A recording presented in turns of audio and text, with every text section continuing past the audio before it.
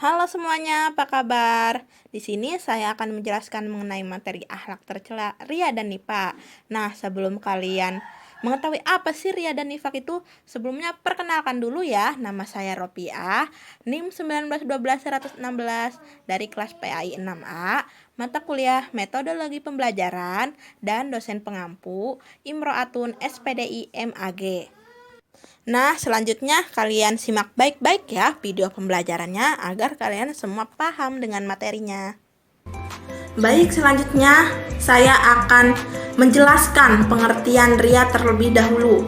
Jadi, apa sih ria itu? Jadi, pengertian ria itu, ria dalam bahasa Arab artinya memperlihatkan atau memamerkan. Secara istilah, ria yaitu memperlihatkan sesuatu kepada orang lain, baik barang maupun perbuatan baik yang dilakukan dengan maksud agar orang lain dapat melihatnya dan akhirnya memujinya. Hal yang sepadan dengan ria adalah sum'ah, yaitu berbuat kebaikan agar kebaikan itu didengar orang lain dan dipujinya, walaupun kebaikan itu berupa amal ibadah kepada Allah Subhanahu wa Ta'ala. Jadi teman-teman sudah paham kan mengenai arti dari ria tersebut yang sudah dijelaskan saya tadi. Jadi selanjutnya saya akan menerangkan kembali mengenai macam-macam ria. Macam-macam ria ada dua, yaitu ria jali, yaitu ibadah atau kebaikan yang sengaja dilakukan di depan orang lain dengan tujuan tidak untuk mengagungkan Allah, melainkan demi mencari pujian orang lain untuk kebanggaan atau tujuan selain Allah Subhanahu wa Ta'ala. Adapun yang kedua yaitu ria khofi, yaitu melakukan ibadah atau kebaikan secara tidak terang-terangan, tapi dengan maksud agar ia dihormati dan dimuliakan oleh masyarakat. Jadi teman-teman sudah tahu kan mengenai macam-macam ria itu, yaitu adanya ria jali dan ria khofi. Ria jali itu ria yang dilakukan secara terang-terangan, sedangkan ria khofi itu dilakukan secara tidak terang-terangan. Baik, selanjutnya bentuk-bentuk atau contoh perbuatan ria dalam kehidupan sehari-hari. Perbuatan rianya sebagai berikut. Yang pertama, contohnya seseorang menyumbang masjid di hadapan banyak orang dengan maksud agar orang banyak menilai dirinya sebagai orang yang ahli jariah. Yang kedua, seseorang siswa senang melaksanakan sholat duha atau duhur dengan harapan supaya dapat nilai dari gurunya. Jadi teman-teman, jangan sampai kalian melakukan hal seperti itu ya. Kalian membuat kebaikan tapi kalian ingin dinilai atau dipuji oleh orang lain, kalian jangan sampai seperti itu ya. Baiklah, selanjutnya adapun akibat negatif dari ria tersebut. Yang pertama, menghapus amal baik. Yang kedua, mendapat dosa besar karena ria termasuk perbuatan syirik kecil. Yang ketiga, tidak selamat dari bahaya kekafiran karena ria sangat dekat hubungannya dengan sikap kafir. Yang kelima, perilaku menghindari ria.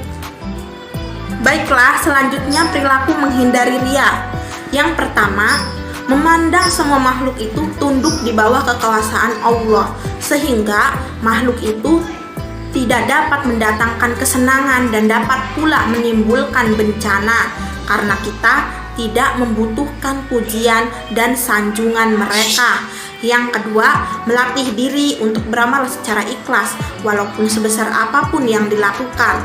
Yang ketiga, berusaha menyembunyikan dan merahasiakan ibadah dari orang lain dan ridho terhadap semua amal untuk Allah Subhanahu wa Ta'ala semata. Cukup Allah sajalah yang mengetahui dan memuji amal ibadahnya.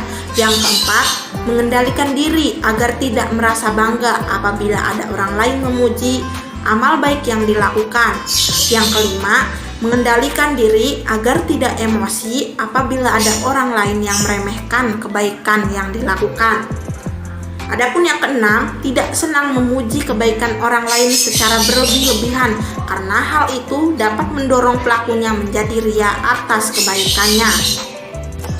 Baiklah teman-teman, karena kalian sudah mendengarkan pemaparan dari penjelasan mengenai apa itu riya tersebut, selanjutnya saya akan menjelaskan mengenai pengertian nifaq tersebut. Adapun pengertian nifaq secara bahasa berasal dari kata nafiko yang artinya salah satu lubang tempat keluarnya yarbu atau hewan sejenis tikus dari sarangnya. Nifaq juga berasal dari kata nafaq, yaitu lubang tempat bersembunyi. Nifaq juga berarti bermuka dua, pura-pura pada agamanya, lubang tikus di padang pasir yang susah ditebak tembusannya. Menurut istilah, nifaq yaitu sikap yang tidak menentu, tidak sesuai antara ucapan dengan perbuatannya. Perilaku seperti ini pada hakikatnya adalah ketidaksesuaian antara keyakinan, perkataan, dan perbuatan. Atau dengan kata lain, tindakan yang selalu dilakukan adalah kebohongan, baik terhadap hati nuraninya, terhadap Allah, maupun sesama manusia. Baiklah, yang selanjutnya macam-macam nifaq. Macam-macam nifaq ada dua, yaitu nifaq i'tiqadi. Nifaq i'tiqadi adalah suatu bentuk perbuatan yang menyatakan dirinya beriman kepada Allah, sedangkan dalam hatinya tidak ada keimanan sama sekali. Dia sholat, bersedekah, dan beramal soleh lainnya, namun tindakannya itu tanpa didasari keimanan dalam hatinya. Yang kedua, nifaq amali. Nifaq amali adalah kemunafikan berupa pengingkaran atas kebenaran dalam bentuk perbuatan. Baiklah, selanjutnya mengenai bentuk dan contoh perbuatan munafik itu. Contohnya seperti hanya berpikir jangka pendek, yaitu kekayaan duniawi semata. Yang kedua, tidak mampu beramar ma'ruf nahi mungkar. Yang ketiga, sering sekali dalam pembicaraannya menyindir dan menyakiti Nabi atau Islam. Yang keempat, ragu terhadap kebenaran Islam. Yang kelima, enggan melakukan sholat. Kalaupun ia melakukan sholat, pasti karena paksaan orang lain. Yang keenam, tidak punya kepastian dalam berpikir dan bertindak. Yang ketujuh, terbiasa dengan kebohongan, ingkar janji, dan khianat. Baiklah, selanjutnya akibat buruk sifat nifaq sebagaimana akhlak tercela yang lain. Nifaq pun berakibat buruk bagi diri sendiri dan orang lain. Adapun akibat sifat nifaq antara lain sebagai berikut. Yang pertama, bagi diri sendiri, yaitu tercela dalam pandangan Allah dan sesama manusia, sehingga dapat menjatuhkan nama baiknya sendiri. Yang kedua, hilangnya kepercayaan dari orang lain atas dirinya. Yang ketiga, tidak disenangi dalam pergaulan hidup sehari-hari. Yang keempat, mempersempit jalan untuk memperoleh rezeki karena orang lain tidak mempercayai lagi. Yang kelima, mendapat siksa yang amat pedih kelak di hari akhir. Nah, adapun bagi orang lain dampak buruknya yaitu yang pertama, menimbulkan kekecewaan hati sehingga dapat merusak hubungan persahabatan yang telah terjalin baik. Apabila kekecewaan cukup berat bisa menimbulkan anarkis. Yang kedua, membuka peluang munculnya fitnah karena ucapan atau perbuatannya yang tidak menentu. Yang ketiga, mencemarkan nama baik keluarga dan masyarakat sekitarnya sehingga merasa malu karenanya. Yang kelima, upaya menghindari sifat nifaq. Adapun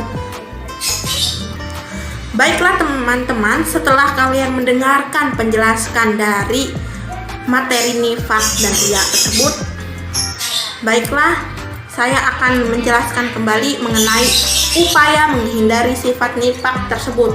Adapun upaya untuk menghindari diri dari sifat nifaq antara lain selalu menyadari bahwa nifaq merupakan larangan agama yang harus dijauhi dalam kehidupan sehari-hari. Yang kedua, nifaq akan merugikan diri sendiri dan orang lain sehingga dibenci dalam kehidupan masyarakat. Yang ketiga, nifaq tidak sesuai dengan hati nurani manusia, termasuk hati munafik sendiri. Yang keempat, kejujuran menenteramkan hati dan senantiasa disukai dalam pergaulan.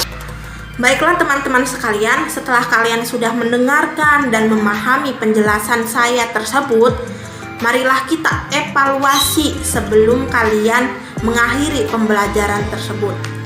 Baiklah, evaluasinya yaitu yang pertama, mengapa orang munafik disebut orang yang bermuka dua? Yang kedua, jelaskan perbedaan antara riya dan nifak. Yang ketiga, mengapa orang yang riya dinyatakan menyekutukan Allah. Yang keempat, sebutkan dampak negatif sifat nifak bagi diri sendiri dan orang lain. Dan yang kelima, tulislah dalil beserta artinya tentang ciri-ciri orang nifak. Baiklah teman-teman, sekian video dari saya, semoga bermanfaat. Wassalamualaikum warahmatullahi wabarakatuh.